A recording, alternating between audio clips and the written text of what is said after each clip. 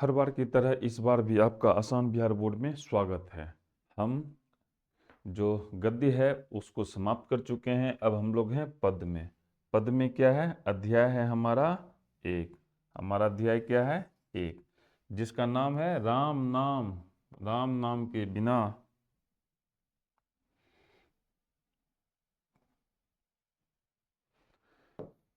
राम नाम बिनु बिरथे जगी जन्मा, जिसके लेखक कौन है? गुरु नानक। पिक्चर को ध्यान से देखो, यहाँ क्या है? ईश्वर हैं, उनके पीछे और सब उनके दूत हैं। तो हम लोग जो है ईश्वर का ही नाम लेंगे, गुरु का ही नाम लेंगे। तो चलो देखते हैं हमारे लिए इस पाठ में क्या है। तो सबसे पहला हम पहला प्रश्न की ओर बढ़ते हैं। तो हमारा पहला प्रश्न है, कवि कवि बोले तो गुरु नानक किसके बिना जगत में यह जन्म व्यर्थ मानता है? तो चलो देखते हैं। कवि की यह मान्यता है कि जो व्यक्ति राम नाम का जप नहीं करता, यानी ईश्वर का नाम का जप नहीं करता, गुरु के नाम का जाप नहीं करता, उसका जन्म इस संसार में व्यर्थ हो जाता है। तो जब वो ईश्वर का ही नाम नहीं लेगा, गुरु का ही नाम नहीं लेगा, तो वो इस संसार में जन्म लेके क्या करेगा? उनका विचार है कि इसके अलावा उसका विचार यह है कि एक मनुष्य जो अपने हृदय से राम नाम का जप नहीं करता और सांसारिक वासनाओं में उलझा रहता है, उसका मनुष्य जन्म लेना व्यर्थ है।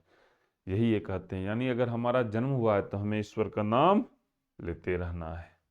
तो क्लियर हो गया। आगे बढ़ते हैं प्रश्न नंबर 2 की ओर। किधर बढ़ते हैं? प्रश्न नंबर 2 की ओर। वाणी कब विष के समान हो जाती है? कहता है वाणी कब विष के समान हो जाती है? मैं जो बोल रहा हूँ, तुम जो बोल रहे हो, व्यक्ति जो बोलता है, तो यह कब विष के समान हो जाती है? अगर हमारे मुंह पर से राम नाम का नाम हट जाए, हम ईश्वर का नाम लेना बंद कर दें, और वहीं पे कर्म कांड और ग्रंथ ज्ञान जो हमें जरूरी नहीं है, जो हमें जरूरी नहीं है, उसमें हम खो जाते हैं, तो हमारी वाणी क्या होती है? विष की तरह बन जाती है। तो क्लियर हो गया। 2 नंबर भी समाप्त। अब हम लोग हैं तीसरा नंबर की ओर। अब हम लोग किधर हैं? तीसरा नंबर की ओर हैं। नाम कीर्तन के आगे कवि किन कर्मों की व्यर्थता सिद्ध करता है? नाम कीर्तन, हम क्या कर रहे हैं? ईश्वर का नाम ले रहे हैं। कहता उसके आगे सारा कर्म जो है वो व्यर्थ है। तो कौन कौन ऐसा कर्म है जो नाम के आगे व्यर्थ है? तो देखो, कहता है नाम कीर्तनों के आगे कवि पुस्तकों का अध्ययन, है ना, पंडित कैसे करके है? जगमुआ पंडित भयानक, पोथी परी परी जगमुआ पंडित भयानक होई। तो वही बात है, हमने काफी पुस्तकों का अध्ययन कर लिया लेकिन हमने भगवान का नाम नहीं लिया। संध्या गायत्री कर्म करना, संध्या को हम क्या कहते हैं? आरती दिखा रहे हैं। व्याकरण का मनन कर रहे हैं, दंड कमंडल ग्रहण कर रहे हैं, धोती पहन रहे हैं, जनेऊ धारण कर रहे हैं, जटा धारण कर रहे हैं, तीर्थ यात्रा पर जा रहे हैं, भस्म लेप रहे हैं, पगड़ी धारण कर रहे हैं, और यहाँ तक कि वस्त्र का त्याग करके हम दिगंबर बन गए। दिगंबर और श्वेतांबर, जैन धर्म के दो मतावलंबी होते हैं, दिगंबर और जैनंबर। तो जो वस्त्र को नहीं पहनते वो दिगंबर होते हैं, और जो वस्त्र को पहनते हुए श्वेतांबर होते हैं। ये सभी कर्मों को व्यर्थ सिद्ध करता है, यानी हमको भगवान का नाम लेना है। अगर हम ये सारा काम नहीं भी करते हैं तो भी ईश्वर हमसे प्रसन्न रहेंगे। तो क्लियर हो गया। प्रश्न नंबर 3 भी समाप्त हो गया। अब हम हैं प्रश्न नंबर 4 के आगे।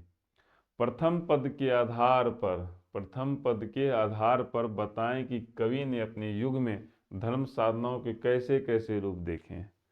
प्रथम 2 पद है, प्रथम पद है और दूसरा पद है। कहता है प्रथम पद को पढ़िए और उसके आधार पर लिखिए कि कवि के युग में धर्म साधना के कैसे कैसे रूप थे। तो देखो, कहता है प्रथम पद में कवि गुरु नानक ने अपने युग में धर्म साधना के विभिन्न रूपों का वर्णन किया है। जैसे ग्रंथों का पाठन, पिछले वाला में देखे थे, शिखा बढ़ाना, यानी हमने क्या किया? बाल की चोटी को बढ़ा लिया। व्याकरण का अध्ययन आदि को धर्म साधना के रूप में माना। इसके अलावा तीर्थ यात्रा, शरीर में भस्म लगाना, दंड कमंडल धारण करना, वस्त्र त्याग, नग्न होना आदि भी उनके युग में धर्म साधना के विविध रूप थे। आज भी ये सारा रूप है जो उस समय थे, ये आज भी उपलब्ध है। तो क्लियर हो गया प्रश्न नंबर 4। अब आते हैं प्रश्न नंबर 5। हरि रस से कवि का भी पर्याय क्या है? हरि रस, हरि मतलब ईश्वर, ईश्वर के रस की हम बात कर रहे हैं। तो ईश्वर का रस क्या होगा? ईश्वर का रस होगा ईश्वर की भक्ति। क्लियर हो गया। देखो हम लोग जल्दी जल्दी पढ़ रहे हैं, उतना ही पढ़ रहे हैं जितना ज़रूरी है और कुछ भी नहीं छोड़ रहे हैं, क्योंकि हम चाहते हैं हमारे पास समय और वो सारा समय हम कंपटीशन की तैयारी में लगाएं। तो मैं चाहता हूँ तुम लोग इस देश को एक दिशा दो। अब हम लोग चलते हैं प्रश्न नंबर 6 की ओर। कवि की दृष्टि में ब्रह्म का निवास कहाँ है? ब्रह्म बोले तो ईश्वर। तो कवि के अनुसार ब्रह्म का निवास हर प्राणी के शरीर आत्मा में होता है, और हम लोग कहते हैं ना, आत्मा में ही परमात्मा का निवास होता है। तो ये सवाल भी खत्म हो गया, प्रश्न नंबर 6। अब हम लोग बढ़ते हैं प्रश्न नंबर 7 की ओर। देखते हैं हमारा क्या है। कहता है गुरु की कृपा से किस युक्ति की पहचान हो पाती है? देखो, गुरु हमें क्यों चाहिए, मैं तुम्हें क्यों चाहूँ, अभी जो तुम पढ़ रहे हो तुम मुझसे क्यों पढ़ रहे हो? क्योंकि तुम्हें कुछ प्राप्त करना है। तो वही यहाँ है। तो गुरु की कृपा से हमें क्या प्राप्त होती है? तो कहता है गुरु की कृपा से ईश्वर भक्ति का मार्ग स्पष्ट होता है। देखो, गुरु से हमको ईश्वर नहीं मिलता है, हमको मार्ग मिलता है जिससे ईश्वर की प्राप्ति होती है। मैं भी तुम्हें मार्ग दिखाऊंगा जिससे तुम्हें नौकरी की प्राप्ति होगी। और संसार रूपी भवसागर से पार होने की युक्ति की पहचान होती है। और ये जो भवसागर है नौकरी प्राप्त करने का, इस युक्ति की तुमको पहचान होगी। तो क्लियर हो गया। हम लोग चलते हैं प्रश्न नंबर 8 की ओर। देखते हैं प्रश्न नंबर 8 क्या है। स्वप्रसंग व्याख्या करें। स्वप्रसंग व्याख्या करें। राम नाम बिनु अरुझि मरे, यह एक लाइन है जिसका हमको स्वप्रसंग व्याख्या करें। जब भी स्वप्रसंग आता है तो पहले हमको यह लिखना होगा कि यह पंक्ति कहाँ से ली गई और इसके लेखक कौन है। तो यह पंक्ति राम नाम बिनु बिरथे जगी जन्मा नामक पद से ली गई है, जिसे किसने रचा है? जिसे गुरु नानक ने रचा था। इस पंक्ति के माध्यम से कवि राम नाम की महत्ता का वर्णन करते हुए कहते हैं, किसका? राम नाम। देखो आगे में क्या है, राम नाम है ना, तो इसी का महत्ता का वर्णन हो रहा है। ये कहते हैं जो व्यक्ति हरि नाम का स्मरण नहीं करता है अरुझि मरे। देखो, राम नाम बिनु, राम नाम का नाम नहीं लिया, अरुझि मरे और मर गया, वह संसारिक माया में ही फंसा रहता है। अब जो ईश्वर का नाम नहीं लेगा, इसका क्या मतलब हुआ? इसका मतलब हुआ ये जो माया रूपी संसार है वह इसमें उलझा हुआ है। उसे जन्म मृत्यु के चक्र में पड़ के बार बार विभिन्न योनियों में भटकना पड़ता है। यही चीज है। तो क्लियर हो गया प्रश्न नंबर 8। अब बढ़ते हैं हम प्रश्न नंबर 8 का ख की ओर। स्वप्रसंग व्याख्या करें। कंचन माटी जाने, कंचन माटी जाने। अब देखो यह कहाँ से लिया गया है? जो नर दुख में, दो पद है ना, तो जो नर दुख में दुख नहीं माने नामक पद से ली गई है, जिसे गुरु नानक ने रचा था। दो पद है हमारे, हम जो भी पद पढ़ रहे हैं उसमें दो पद है, तो ये दूसरा पद से है।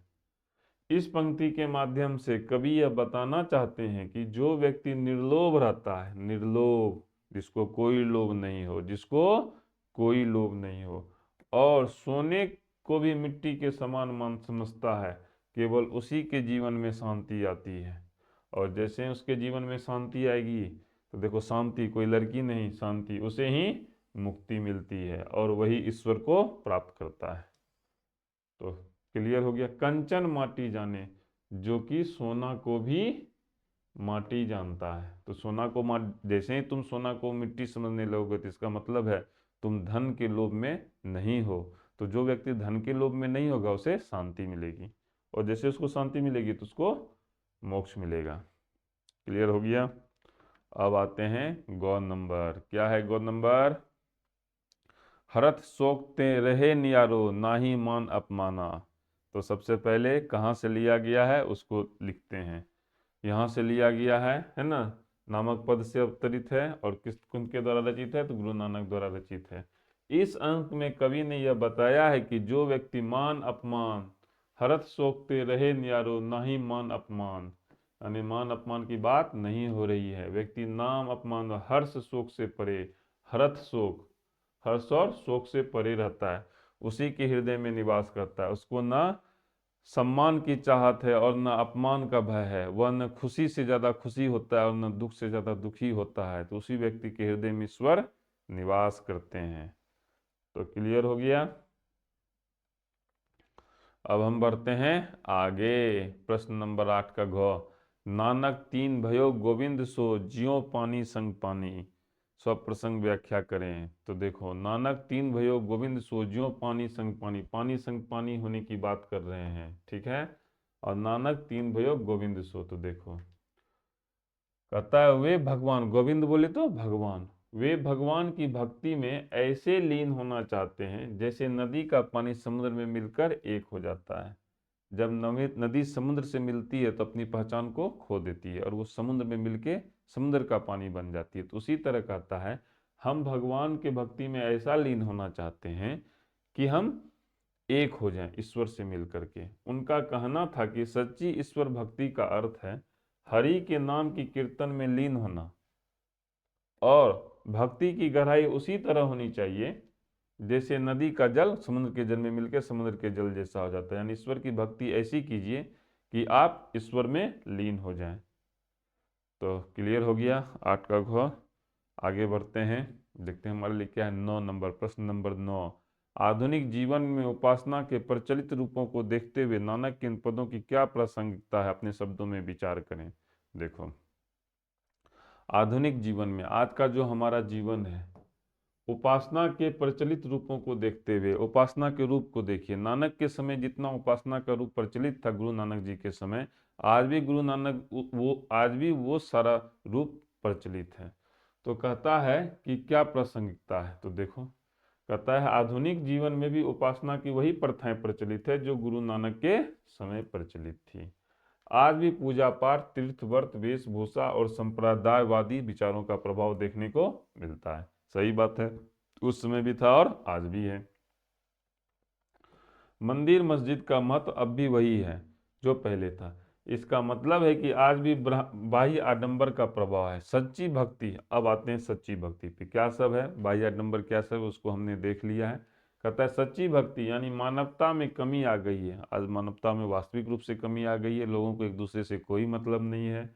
सहानुभूति, करुणा जैसे मानवीय गुण दिन ब दिन कम होते जा रहे हैं। इसलिए नानक ने जिन बंधनों से मुक्त होने की सलाह दी थी वह बंधन आधुनिक समय में और अधिक मजबूत होता जा रहा है। नानक जी कहते इन सभी चीज़ों को छोड़ के आगे बढ़िए, लेकिन हो रहा है उल्टा। इसलिए नानक के पद जितने उस समय प्रासंगिक थे वे आज भी उतने ही प्रासंगिक हैं। ठीक है, क्लियर हो गया। अब हम लोग बढ़ेंगे आगे, प्रश्न नंबर 9 हमारा समाप्त हो गया है। अब हम लोग बढ़ेंगे प्रश्न नंबर 10 की ओर, और प्रश्न नंबर 10 में क्या है, व्याकरण। हम सभी व्याकरणों को, जितना भी गद्य और पद में आया है, सबको एक साथ पढ़ेंगे। तो इसको यहीं रहने देते हैं, आज के लिए इतना ही रहने देते हैं। कल हम लोग पार्ट 2 पढ़ेंगे। तो ईश्वर तुम लोग को सफलता प्रदान करे। धन्यवाद।